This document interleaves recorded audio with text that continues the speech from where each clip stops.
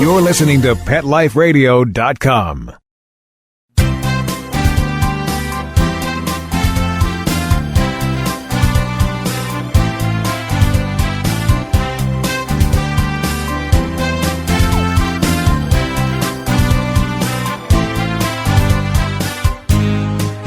And good morning or good afternoon. You are here live with Dr. Jeff Werber, here your host for the next 30 minutes here on Pet Life Radio's live call-in show, Ask the Vets with Dr. Jeff. And we're here for you. We're here for your pets. We're here to hopefully talk a little bit, maybe some information that you didn't know about, maybe some information that you do know about but forgot, and here to talk. So a couple of ways to get a hold of us. Let's get this out at the very beginning of the show. Call us toll-free, 877-385-8882.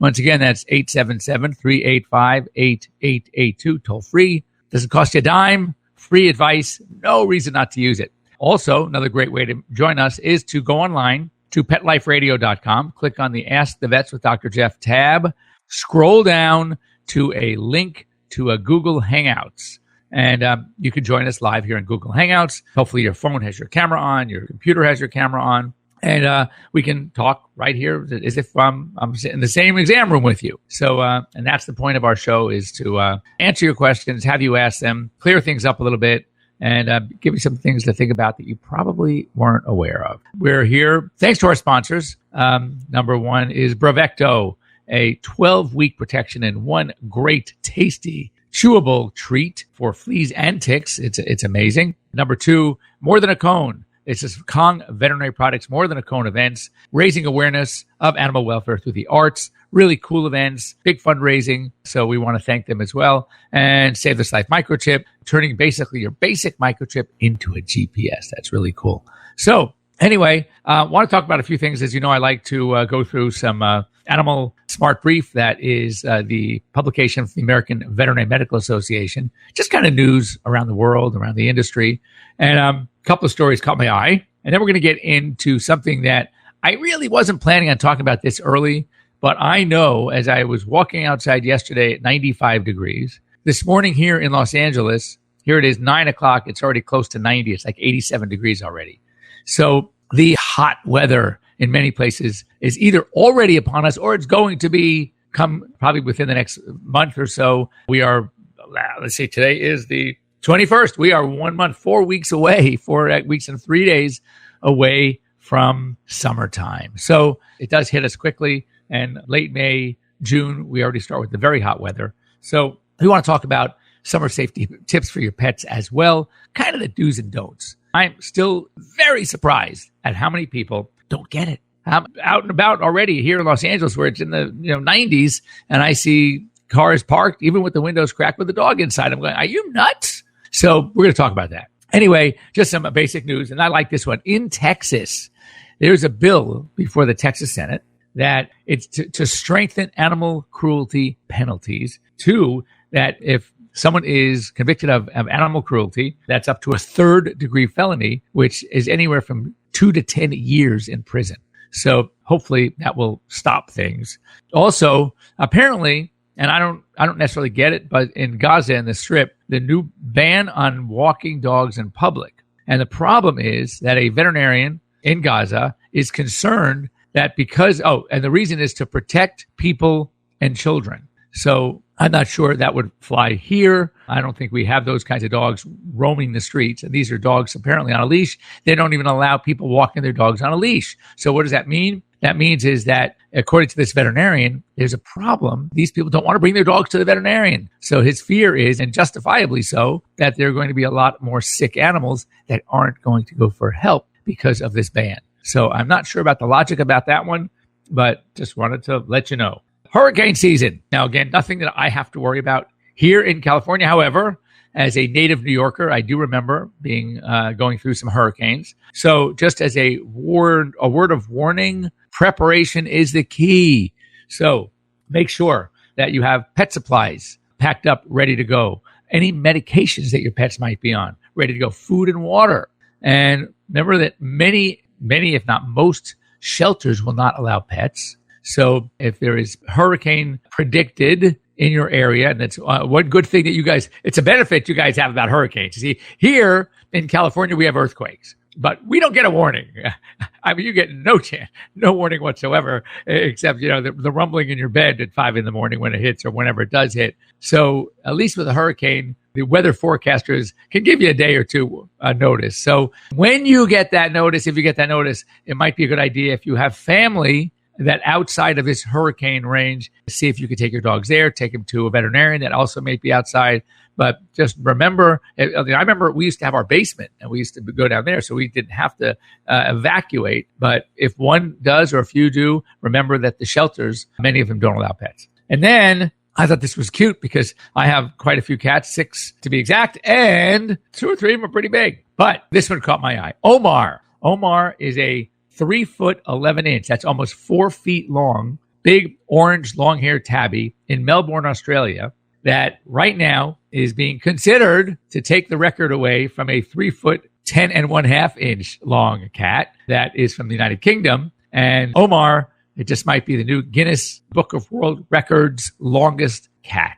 And if you go online, you can check him out.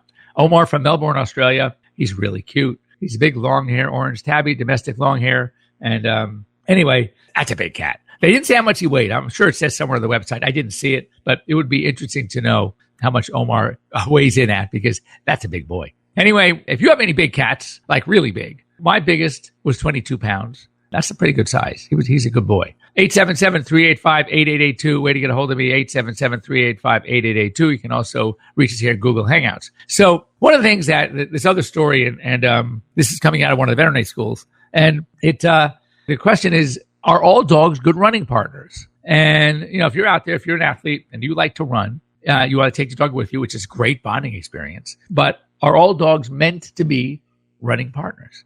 And this study clearly states, no, I could take my Labradors with me. Well, not my old one, not Grover, who's now 16. And to be exact today, 16 years and 2 months.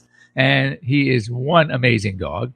But Tommy, my 6-year-old, I can't keep him away from running and I can't keep him out of the pool. So what about him? He's a great running partner. But what about my Frenchies? My son's English bulldog, Mo? The answer is no. These brachycephalic breeds, even if you run early in the morning, even if it's shorter distance, may not be a good idea. Once they start that panting, and I know you've heard it if you have these kinds of dogs, the pugs, the Bostons, the Shih Tzus, the Lhasas, any of these pushed-in faces, of course, the French bulldogs, the English bulldogs, they start breathing like, but it's more like, and I'm pretty good at that, huh? So these dogs, once that starts, the tissue in the back of their throat starts to swell even more, and it basically feeds itself to the point where these dogs can't breathe. So not good dogs for taking them on runs. To go on a walk on a leash, you want to go to the park and then have them run at their own pace for a little bit. Yeah, you can do that. I'm not saying you want them to be couch potatoes and get fat, but they are not good runners. Now, let's talk about even good runners. And like my retrievers, this time of year, where it's starting to get really, really hot. And my problem there is we have to talk about it. It's something I see all the time. If you've ever had a dog, and I have treated dogs that have suffered from heat stroke, it is not a pretty sight. These are dogs that will literally collapse, and their body temperature can go up as high as 107. That is incompatible with life. And these dogs get extremely, extremely sick when they are that hot, when their body temperatures go that high. So there are certain precautions one needs to take, even if you're not a runner. So let's talk about the basics. First of all, if you like to go out and exercise your dog, during this time of year, you do not want to take them outside anytime after probably 9 or 10 in the morning, again, depending when you are. As I said, right here in LA, I'm looking out the window and it is hot. It wouldn't surprise me if it's now 88 degrees. And I even worry, my big dogs spend a lot of time outside. We have a big dog run area in a yard and they can, run around, play. I actually have one of those gates, those pool gates, not necessarily for my grandkids. It's for my dogs, because if my yellow lab has his own druthers, he would be in that pool all day long. But if you're going to take your dogs, even for it doesn't have to even be a run. It could be like a good walk or a good hike up in the mountains or through canyons. It's got to be done early in the morning. I'm talking 5, 6 in the morning when it's light. Because a couple of things you have to remember is that the pavement gets really hot, and pavement also retains heat for a long time. So my recommendations are walk them or run them early morning or late evening. Make sure you bring water with you. A couple of great ideas I have is, number one, to protect them from the heat, is take a bandana and you can wet it down, soak it down, kind of roll it up and stick it in the freezer overnight. So in the morning before you run, take it out of the freezer, and it's going to be pretty stiff. That's okay. And tie it around your dog's neck. So as it melts, first of all, it's going to be nice and cool. And you know what happens when things melt like that were inundated, soaked in water, is they're going to get really wet as they thaw. So you're going to have some protection right there. Secondly, make sure you bring plenty of water with you. There are a number of, great ways you can there are collapsible water bowls with you. There are little attachments that you could put on a plastic water bowl that the dogs can drink from. There are a lot of options. Just bring your own water and let them drink out of your hand. Some dogs are trained to drink out of the bottle as you pour it. I mean, whatever you do, just make sure you have plenty of stops for water and plenty of shade. Now, one thing that's very difficult to tell when it comes to dogs is that we love them, they love us, and they want to follow you no matter what. So early on, as they're starting to tire and overheat, they're not going to show it. If you keep going, they're going to keep going. But unfortunately, they're going to keep going to a point where they're going to get heat exhaustion. And at this point, it might be too late. So you really need to learn two things. Number one, even if you don't need it, you look at your dog, you don't think he or she needs it, you still want to stop frequently. Take a break, give them some water in the shade, kind of rest up. Secondly, read their signs. You need to know what the normal dog panting is like and also an abnormal panting. When that tongue is it's sort of like uncontrollably out of the mouth, and it seems longer than it normally does. It's very important to always know your dogs at normal, because if you don't know your dogs at normal, then you won't know and be able to recognize abnormal. So if you look at a normal dog's panting when they're not exhausted, they're just panting, that tongue is still in control. All right. It's still firm. It's out. But when they are suffering from heat exhaustion, that tongue it's almost like you can pull it and there's no tension on it. And they are really struggling. All you have to do is feel the tongue with your hands. Their body temperature already is a little warmer. You should know what it feels like in a normal situation. Dogs chilling in the yard and sitting on your lap. You should feel how warm their tongue is. So you'll know that when you touch it, when it's really hot, it's going to be hot. 104 degrees, that's hot. So, if you guys ever have a jacuzzi, right, you're going to set it to about that temperature. You know that's pretty hot. So no different with our dogs. So understand that what their panting is like and whether it's normal panting or not panting. And that's one thing you need to recognize well. Anyway, halfway through the show, time for a quick break. Don't go away. We're going to talk more about summertime protection for your pets, some suggestions to keep them cool, and we'll be right back. We'll be right back, right after these messages. Stay tuned. You know that feeling when you go to clean the litter box and it's a complete disaster? Yeah, we've got you covered. Introducing World's Best Cat Litter Zero Mess, the advanced litter that gives you 2 times better clumping and more odor control with less litter. Zero Mess combines the concentrated power of corn with super absorbent plant fibers. Translation, scoop once and you're done. Find it at a pet store near you and save $2. Visit www.saveonworldsbest.com. Hi, I'm Dana Humphrey, the founder of Whitegate PR. We have been specializing in PR and marketing in the pet industry for over 10 years. If you have a pet product or service you would like to promote, give us a call. We can help create awareness for your brand on TV, radio, magazines, newspapers, and blogs. Feel free to reach me directly at 619-414-9307 or learn more on our website at whitegatepr.com or follow us on Facebook. Begging to hear more of your favorite show? Full episodes of all our shows are available on demand. Go to PetLifeRadio.com to fetch our entire lineup of Possum Pet podcasts. Also, dig us up in iHeartRadio and iTunes. Let's talk pets. Live and on demand, only from Pet Life Radio. Let's talk pets. Let's talk pets On Pet Life Radio. Pet Life PetLifeRadio.com.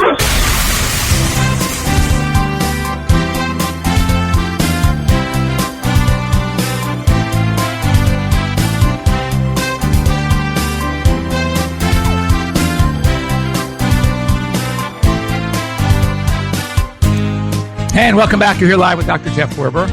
here on Pet Life Radio's Ask the Vets with Dr. Jeff. Love to hear from you guys, 877-385-8882. You can join us right here live on Google Hangouts.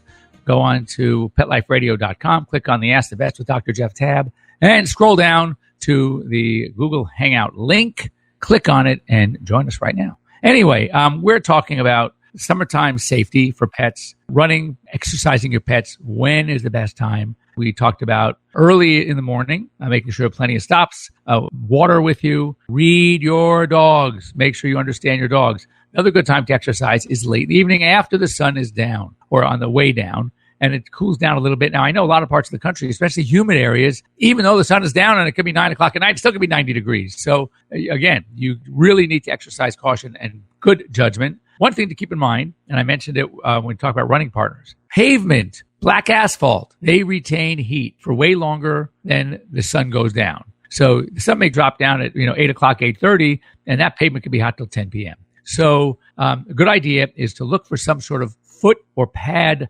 protection. Protectors is one. There are some great safety pads that you can use. And the pet stores have all sorts of different types. But it's just a great way to make sure that your pet's pads are protected. Also, you got to remember one thing. Now the weather's nice. You want to take advantage of it. You want to get out and start your routine again. You want to start shedding the excess winter pounds that you've added. Probably your dogs have too. But you got to remember, you got to go slowly. You can't just go from nothing to running a marathon in one day. So you got to work it up. And same thing with dogs. If they have not been very active or as active during the winter, then it's very important to build them up slowly. And the same goes for their pads. Right now, their pads are probably soft like a baby's behind. You need to get them stronger. They need to callus a little bit. And the only way they're going to do that is by small amounts of exercise at first on the cement, on sidewalks, on pavement, on sand or dirt, and then have it build up slowly. So that's really important. Other things. You have to watch about your dogs, even if you're not like exercise or running them. Other precautions, it would be dogs that spend time outdoors. It gets hot. And it's very important to make sure that if they're going to be outdoors, there needs to be an ample and an unlimited supply of water. So you can either get like a Lixit, which is a little attachment that goes on a spigot, and when they lick it, the water comes out. What I recommend doing is also a good idea, is starting the day, taking a bowl of water, stick it in the freezer overnight, let it become like a block of ice. And that way, first of all, it's harder to tip over. And secondly, it melts slowly, and as it's melting, the water is there. And the water is always nice and cool. And ideally keep the water in the shade. If you have a dog that likes to play with its water bowl, you have a rambunctious puppy, and for this puppy, the water bowl is just another toy. So in the morning, you fill it up, right? And you're full with water, and the next thing you know, it's empty, not because the dog drank it, but because he tipped it over. Here's a great suggestion. Get yourself a bundt pan, like you're making a bundt cake, and a 1/2-inch wooden dowel, maybe about a foot and a half long. What you do is you fill the bundt pan with water, you take the dowel, you tap it, hit it into some grassy area where it's somewhat stable, and now you place the bundt pan with the holes in the center right over the wooden dowel. So now, in its essence, the bowl is anchored, and the dog cannot tip it over. With that, you can stick some ice cubes in it, et cetera, but at least it keeps that water supply safe from being tipped over during those hot days. And of course, if you are able and you have a nice air-conditioned home, let your dogs out, take them for that good walk, and let them chill inside. If it gets really, really hot, if those temperatures, if you're like in Vegas or Arizona, and it's getting as hot as, I landed once in Vegas to do a show there, and as we're landing, 10 o'clock p.m., and the pilot gets on, I thought he was joking. He goes, folks, and it's a nice, mild 110 degrees at 10 p.m., and he wasn't joking. It was 110 degrees in Vegas at 10 p.m. So that's a problem for your dogs. So if you can keep them inside, that too is okay. What about shaving your dog down for the summer? We talked about this. Fat not needed. Dogs' coats are like a thermos. In the winter, when the outside is cold, that long coat helps keep their body temperature somewhat stable. And in the summer, when it's hot outside, that coat has a function. And that function is to keep them cooler. It regulates their own body temperature.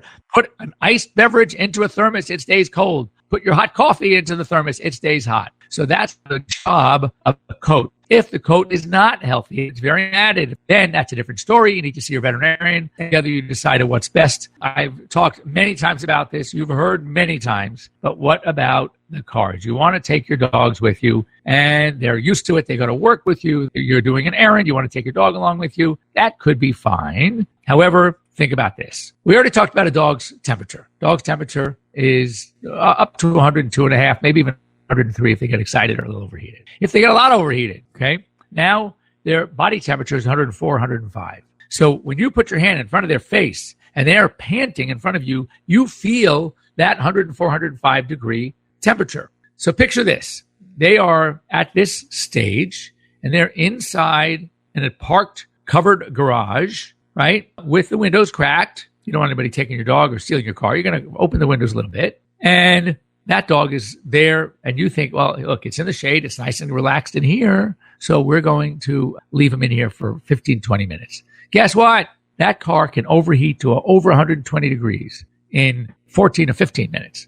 So it's never a good idea, not even in the shade, not even if you're going to crack the windows. It is never safe to leave your dogs in a parked car. So if you are literally parked in the shade and you're running in to drop off your dry cleaners where the dog is in your sight the whole time, yeah, look, I'm not one to go crazy. But where I see it and it gets me nuts is I'm walking along, there's a dog in a car, and there's not an owner or a person even around. And interestingly, in some municipalities, if you feel that there is a dog in a car, and that dog seems to be stressed or anxious, looks like it's panting excessively, the tongue is very red, dog looks weak, etc. Guess what? It's okay to grab a rock and break that window. Be careful about the dog on the inside. So do it on a window opposite where he happens to be standing. Or if he's in the back seat, break a window in the front. But whatever, it is actually okay to do. So because it is illegal, unlawful in most states to leave dogs alone in a parked car.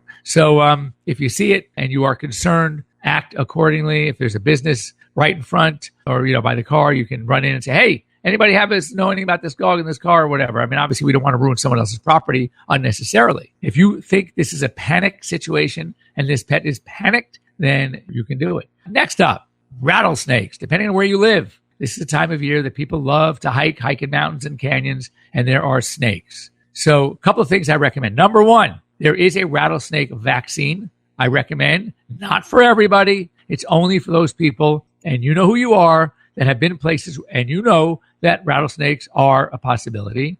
But don't necessarily rely on this rattlesnake vaccine to 100% protect your dog. So what I mean is that even though you have a vaccinated dog, and you should, make sure that you know exactly where the closest emergency facility is.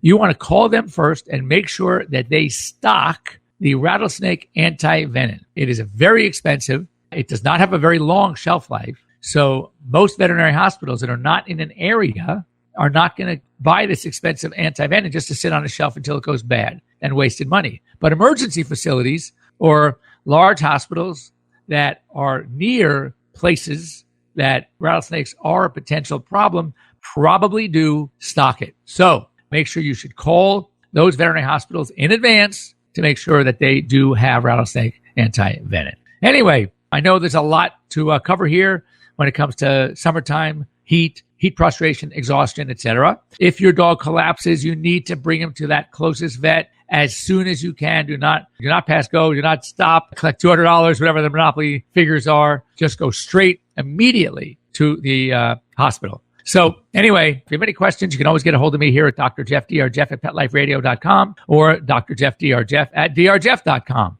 Thanks to our sponsors again, Save This Life Microchip, Provecto, More Than a Cone from Kong Veterinary Products. Have a great week, everybody. Stay safe. If you barbecue, make sure to keep away from those bones, the fatty foods, and those corn cobs, because those can be deadly to your dogs. Wonderful week. We'll be here. See you next week. Let's Talk Pets, every week on demand, only on PetLifeRadio.com.